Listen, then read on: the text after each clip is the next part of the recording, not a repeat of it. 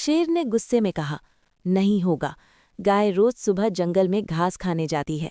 जब गाय सुबह निकल जाएगी तब मैं और तू उसके झोपड़े में जाएंगे और उस इंसानी बच्चे को मज़े से खा जाएंगे। लोमड़ी ने तुरंत हंसकर कहा, ठीक है, तेरी बात पक्की, हम कल सुबह ही चलेंगे। दोनों की आंखों में लालच चमक रहा था। वे तय कर चुके थे कि जैसे ही गाय जंगल जाएगी वे झोपड़ी में घुसकर बच्चे को खा जाएंगे।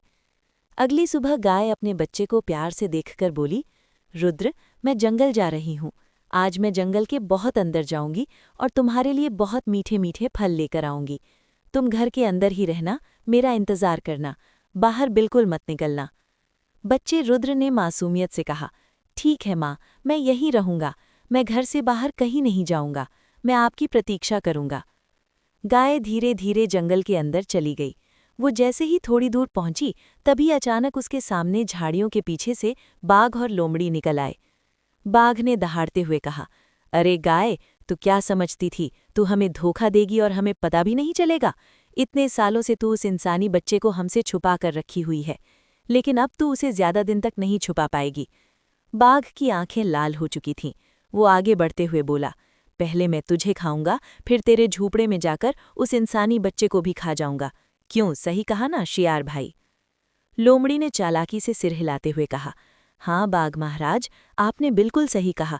अब ये गाय बच नहीं पाएगी। बाघ और लोमड़ी दोनों गाय को घेरकर धमकाने लगे। गाय डर तो गई, लेकिन उसने खुद को संभाला।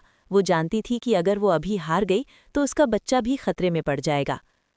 इसी बीच जंगल के दूसरे कोने से एक शिकारी आ रहा था। उसके कंधे पर बंदूक थी और वो धीरे धीरे कदम बढ़ा रहा था। शिकारी की नज़र अचानक बाघ और लोमड़ी पर पड़ गई। उसने झाड़ियों में छिपकर बंदूक सीधी कर ली। लोमड़ी ने दूर से ही शिकारी को देख लिया। वो घबरा गई और फुसफुसाकर बाघ से बोली, अरे बाघ महाराज, देखो सामने एक शिकारी बंदूक लेकर आ रहा है। अगर उसने हमें देख लिया तो वो हम दोनों को गोली मार देगा। लोमड़ी डरते हुए बोली, हमें जल्दी यहाँ से भागना होगा, नहीं तो हम दोनों मारे जाएंगे। इस गाय को हम बाद में देख लेंगे, चलो जल्दी भागो। बाघ ने भी शिकारी की तरफ देखा। अब उसकी सारी हिम्मत हवा हो गई। बाघ ने गुस्से में दांत पीसते हुए कहा, ठीक है, आज बच गई तू गाय, लेकिन याद रखना, अगली बार तुझे छोड़ेंगे नहीं। इतना कहकर बाघ और लोमड़ी दोनों जंगल के अंदर भाग गए। वे इतने डर गए थे कि पीछे मुड़कर भी नहीं देखा। गाय ने राहत की सांस ली। उसका शरीर कांप रहा था, लेकिन उसके मन में एक ही बात थी, मुझे किसी भी तरह अपने बच्चे को बचाना है। गाय तुरंत वापस अपने रास्ते पर चलने लगी। वो जल्दी जल्दी अपने झोपड़ी की तरफ दौड़ने लगी ताकि रुद्र को सावधान कर सके। कुछ ही देर में वो झोपड़ी के पास पहुंची और अंदर जाकर तेज आवाज में बोली, रुद्र बेटा, तुम ठीक तो हो? रुद्र दौड़कर माँ के पास आया और बोला, हाँ माँ, मैं ठीक हूँ। मैं बाहर नहीं निकला जैसा आपने कहा था। गाय ने रुद्र को सीने से लगा लिया और बोली, बेटा, आज जंगल में बाघ और लोमड़ी मुझे मारने आए थे।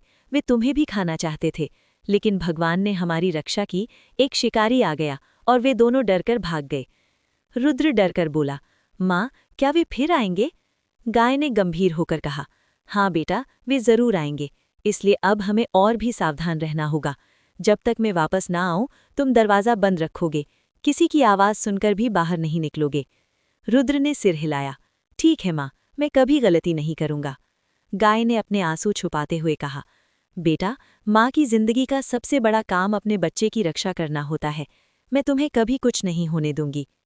जंगल की हवा अब भी चल रही थी, लेकिन गाय का दिल डर से कांप रहा था। उसे पता था बाघ और लोमड़ी भागे जरूर है, लेकिन उनका लालच अभी खत्म नहीं हुआ। और वहीं दूसरी तरफ जंगल के घने पेड़ों के पीछे बाघ और लोमड़ी छिपकर बैठ चुके थे।